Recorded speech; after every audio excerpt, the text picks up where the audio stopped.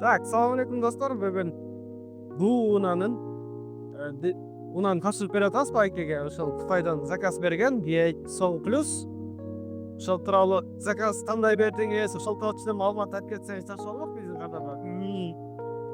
Буга чейин биз балам менен күйөө балага бияйди E5 машина алган элек. Ошол бойдон убагында жеткирип беришти. Анан балам атасы сизге да бир машина берейин деп, анан кайрылуу Новоаткарска неме кылдык, сурансак, убагында жеткирип берди. Ушул машина жакшы экен. Ишиңерге ийгилик, дайым ушу элдин кызматында экенсиңер, сыпатта кызып, ишиңерге ийгилик каалайбыз. Чоң рахмат байке. Аха. Иншалла рахмат. Жакшылыктар айдаңыз. Ошондой болсо.